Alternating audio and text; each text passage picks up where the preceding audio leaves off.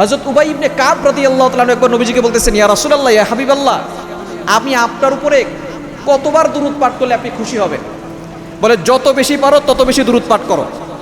এবার নবীজি সাল্লাল্লাহু আলাইহি সাল্লামকে বললেন, ইয়া রাসূলুল্লাহ, তাহলে আমি আমার আমলটাকে 4টা ভাগ করব, এক ভাগ দুরূদ পড়ব, বাকি 3 ভাগ দোয়া করব, আল্লাহর জিকির আজকার করব, তাহলে কি হবে?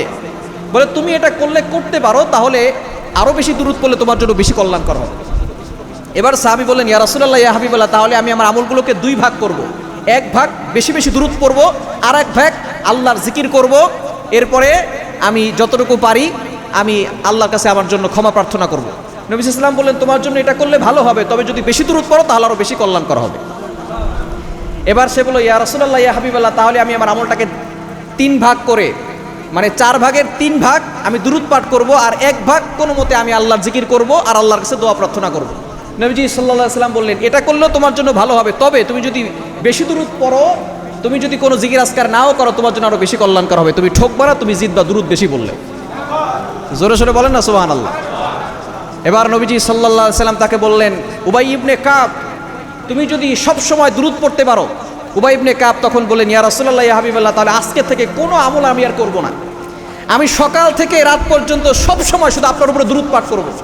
নবীজি সাল্লাল্লাহু আলাইহি ওয়াসাল্লাম বললেন, তুমি যদি সব সময় আমার উপরে দুরূদ পাঠ করো, তাহলে অন্যান্য মানুষের আল্লাহর কাছে যা যা চায়, এগুলো তো আল্লাহ তাআলা কার কি লাগবে সেটা ভালো করে জানে, ঠিক কি না?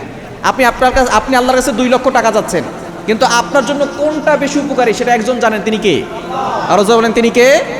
আল্লাহ বলছেন নবীজি সাল্লাল্লাহু আলাইহি ওয়াসাল্লামের মাধ্যমে, নবী সাল্লাল্লাহু আলাইহি ওয়াসাল্লাম তাকে বলে দিচ্ছেন, উবাই ইবনে কাব, তুমি যদি আমার প্রতি সবসময় দুরূদ পাঠ করো, মানুষ আল্লাহর কাছে যা যা চায়, তোমার জন্য আল্লাহ তাআলা যেটা কল্যাণ করে, শুধু দুরূদ পাঠ করলে সেটা তোমাকে আল্লাহ তাআলা দিয়ে দিবে। শুধু তাই নয়, শুধু যদি দুরূদ পাঠ করো, ইস্তেগফার করার দরকার নাই, আল্লাহ তাআলা তোমার সকল গুনাহ ক্ষমা করে দিবে। তাহলে দুনিয়াও দিবেন, গুনাহও ক্ষমা করবেন, আর যারা গুনাহ ক্ষমা হবে তাদেরকে জান্নাত দিবেন একজন, তিনি কে? তাহলে দুরূদ পড়ার দরকার আছে না নাই? আরো জোরে বলেন, আছে না নাই? যত বেশি পারবেন তত বেশি দুরূদ পড়বেন। আমি নিজে পরীক্ষিত, আমি ছোটবেলা থেকে বেশি দুরূদ পড়ি, আর আমি নিজে পরীক্ষিত যে দুরূদ পড়ে আমি অনেক বিপদ থেকে উপকার পেয়েছি। আপনিও পাবেন যদি দুরূদ শরীফ পড়েন,